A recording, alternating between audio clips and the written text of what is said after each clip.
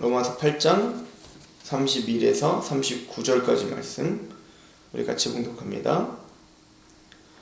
그런즉 이 일에 대하여 우리가 무슨 말을 하리요?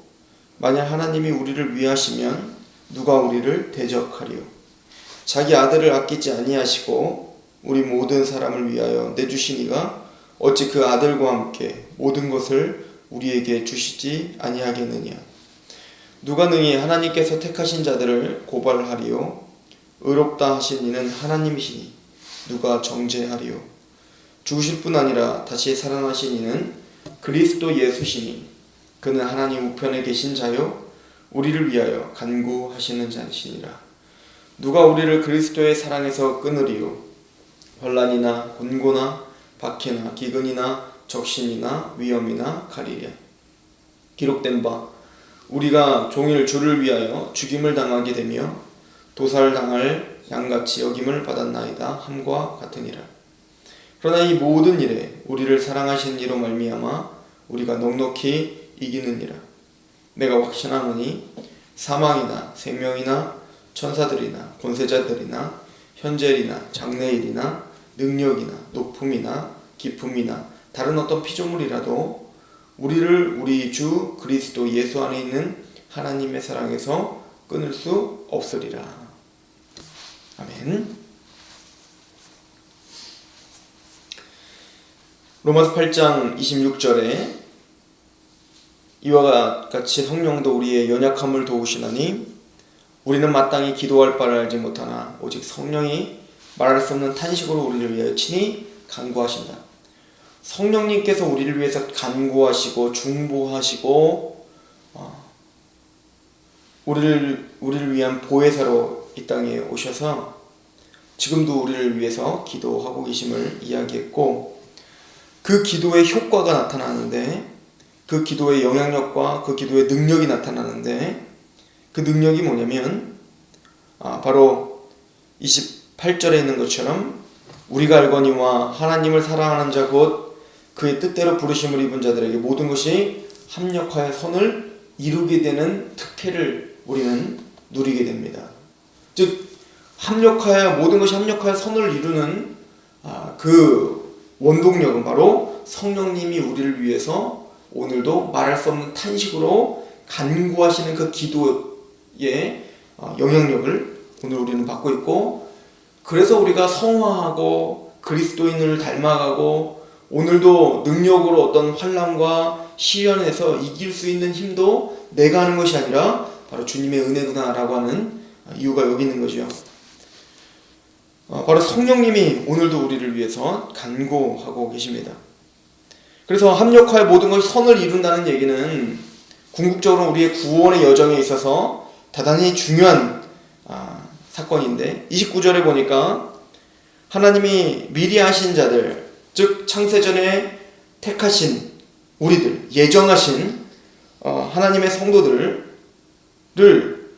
또한 그 아들의 형상을 본받게 하기 위해, 우리를 택하신 목적은 흠도 없고 점도 없게 하시기 위해서, 즉 그리스도의 장성한 분량으로 자라게 하시기 위해서 우리를 미리 아시고 또 미리 정하셨는데, 이는 그로 많은 형제들 중에 맏아들이 되게 하려 하심이니라. 또 미리 정하신 그들을 또한 부르시고, 즉 복음으로 부르신 거죠. 외적 부르심으로 우리를 복음으로 부르시고, 거기에 성령님의 역사로 우리에게 내적 부르심, 즉 구원의 확신, 거듭남, 의롭다함을 받는 그런 놀라운 역사가 일어난 겁니다. 그래서 부르시고 그한 또한 의롭다 하시고, 그래서 우리를 내적 부르심으로 부르시는 겁니다. 의롭다 하셨다. 그래서 구원을 받은 거죠. 그래서 우리는 구원을 받고 거듭난 영혼이 또 어디까지 이끄시기 원하십니까? 바로 영화롭게 하셨다. 이미 우리는 영화롭게까지 되기를 약속받은 자입니다. 왜냐면 23절에 보니까 성령이 처음 익은 열매를 받았기 때문이다.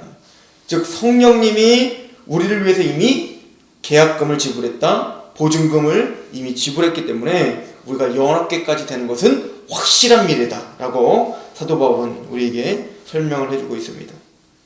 그리고는 오늘 말씀 31절부터 39절까지 말씀은 그 약속이 우리에게서는 확증됐는데 그 당시에 로마에 있는 성도들 또한 여러 가지로 인해서 경제적으로, 육체적으로, 정신적으로 대단히 많은 핍박들을 받았을 것이고 또 오늘날처럼 이렇게 편안한 크리스찬 생활을 할 수 없었던 시대에서 또 좀 있으면 로마 본토에서부터 대대적인 기독교 박해가 시작될 것입니다. 이것을 감지한 사도 바울은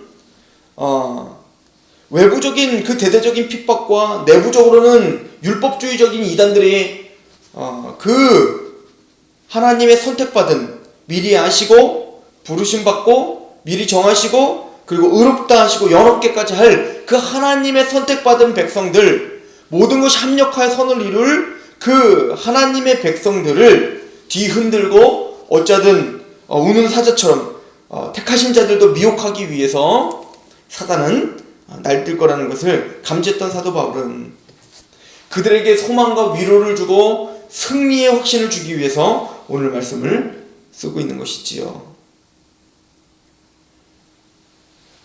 이미 그렇게 너희는 구원을 확증받았으니 31절 그런즉 그러니까 이 일에 대하여 우리가 무슨 말을 하겠느냐. 만일 하나님이 우리를 위하시면 누가 우리를 대적할 수 있겠느냐.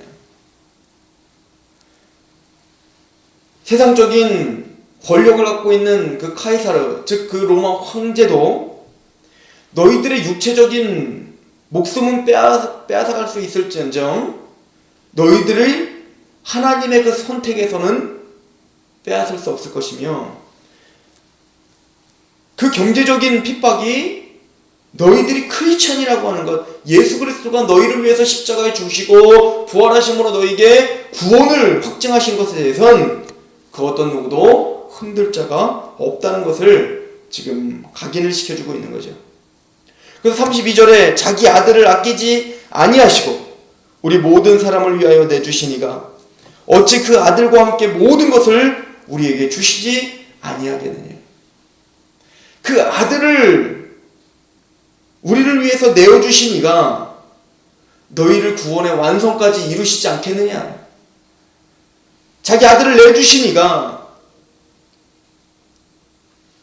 상황과 환경에 또한 조금 율법을 지키지 않은 것 때문에 너희를 버리겠느냐. 그건 있을 수 없는 얘기 아니냐. 그분은 아들과 함께 모든 것을 우리에게 주실 것이다. 당연한 것이다. 마땅한 것이다. 그 아들을 내주신 것이 가장 큰 헌신이고 가장 큰 희생인데 그 다음에 일어나는 그 자잘한 그 작은 희생 또한 하나님이 감당하지 못하게 하시겠느냐.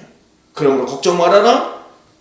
예수님이 너희를 위해서 십자가에 죽으셨다는 그 사실 하나만으로 너희는 구원의 확증을 받을 충분한 이유가 있다. 그러므로 그리스도 안에 있는 자에게 결코 정죄함이 없는 것이다. 이 얘기를 사도 바울은 강하게 하고 있는 거죠. 그래서 33절, 34절은 이렇게 말하는 겁니다. 누가 능히 하나님께서 택하신 자들을 고발하리요. 의롭다 하시는 하나님이시니 누가 정죄하리요. 죽으실 뿐 아니라 다시 살아나신 이는 그리스도 예수시니 그는 하나님 우편에 계신 자요 우리를 위하여 간구하시는 자니라. 이 땅에서는 성령님이 우리를 위해서 말할 수 없는 탄식으로 중보하시고 보혜사로 우리를 섬기시고 계시는데 하늘에서는 하늘 하나님의 보좌 우편에서는 오늘도 예수 그리스도께서 자기의 몸을 십자가에 죽으신 그 예수 그리스도께서 오늘도 우리를 위하여 친히 간구하고 계신다. 이 사람은 내가 대신 죗값을 지불한 사람입니다. 아버지, 이 사람은 내가 화목제물이 되어서 모든 죄를 간과해 주었고 기억지 않고 도말해 줬음을 아버지는 아시지 않습니까? 이는 지옥에 갈 자가 아닙니다. 이는 나와 함께 영광의 자리에 앉을 자요 영화롭게까지 될 자입니다. 이렇게 친히 아버지에게 변호해 주시고 간구해 주시는 그분이 바로 예수님이시다. 그러므로 너희를 누가 정죄하리요? 그 간구와 그 변호를 들으시고 천지를 창조하신 아버지 하나님께서, 심판주이신 하나님께서 우리를 의롭다 해주셨다면 이 판결을 뒤집을 자가 누구겠는가? 35절에 그래서 이렇게 결론을 내립니다. 누가 우리를 그리스도의 사랑에서 끊으리요? 환난이나 곤고나 박해나 기근이나 적신이나 위험이나 칼이랴. 즉 어떤 환경일지라도 그 어떤 환경도 우리를 그리스도의 사랑에서 끊을 수 없다. 이것을 우리에게 이야기해 줍니다. 또한 36절에 기록된 바 우리가 종일 주를 위하여 죽임을 당하게 되며 도살당할 양같이 여김을 받았나이다 함과 같으니라. 예수 그리스도를 믿는다는 그 한마디로 말미암아 실제적인 핍박이 오고 있는 이 구원받은 하나님의 사람들에게 도살당한 양처럼 아무 힘이 없는, 구원받은 왕같은 제사장이라면 그 세상 권세에 대해서 힘있게 맞설 수 있는 힘이 있어야 되는데 꼭 도살당할 양같이 아무 힘 없이 우리들은 그 핍박을 당하고만 있어야 되는 그런 기독교인들. 그리고 때로는 우리에게는 하나님 진짜 계신가? 내가 정말 택함받은 자인가? 이런 착각까지 들 정도로 너무 힘이 없는 우리들. 그런데 이것은 이미 하나님께서 우리에게 뜻하신 바다. 우리는 도살당할 양같이 아무 힘 없이 핍박을 당하고 고난을 당하는 것이 구원받은 왕같은 제사장인 우리의 처지이다. 그러나 낙심하지 말아라. 37절에 그러나 이 모든 일에 우리를 사랑하신 이로 말미암아 우리가 넉넉히 이길 수 있다. 그들은 아무것도 아닌 이 육체를 앗아가려고 하지만 영원히 거할 영혼에 대한 상급과 영혼에 대한 영생에 대한 그 은혜를 빼앗아갈 수 없다. 그래서 최종적인 승리는 바로 너희들이 될 것이다 라고 성경은 우리에게 이야기를 하고, 이걸 계시록은 예수 그리스도와 함께 우리가 이긴 자가 되었다 라고 선포하는 것과 같습니다. 그리고는 38절 39절에 이렇게 결론을 내립니다. 내가 확신하노니 사망이나 생명이나 천사들이나 권세자들이나 현재일이나 장래일이나 능력이나 높음이나 깊음이나 다른 어떤 피조물이라도 우리를 우리 주 그리스도 예수 안에 있는 하나님의 사랑에서 끊을 수 없느니라. 예수 그리스도 안에 있는 하나님의 사랑, 예수님을 위해서 대가 지불하신 그 하나님의 사랑, 그 사랑에서 그 어떤 누구도, 사탄도 또 그 대적자들도, 아무리 돈이 많고 권력 있는 그 카이사르도, 또한 나 자신조차 그 사랑에서는 끊을 수 없다. 왜요? 하나님이 우리를 붙잡고 계시고 하나님이 우리를 의롭다 하셨고 예수 그리스도가 오늘도 하나님의 보좌 우편에서 자기 목숨, 자기 피값으로 우리를 위하여 간구하시고 오늘도 성령님이 우리를 위해서 살아계셔서 우리를 위해서 말할 수 없는 탄식으로 간구하심으로 합력하여 선을 이룰 수밖에 없는 우리는 그런 운명을 타고났다.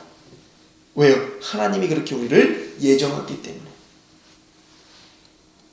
이것이 바로 초대교회에게 주신 위로요 도전입니다. 우리는 초대교회와 같은 그들이 당했던 고난보다도 사실은 현저하게 못 미치는 고난들을 오늘 겪고 고통과 힘듦을 겪고 있습니다.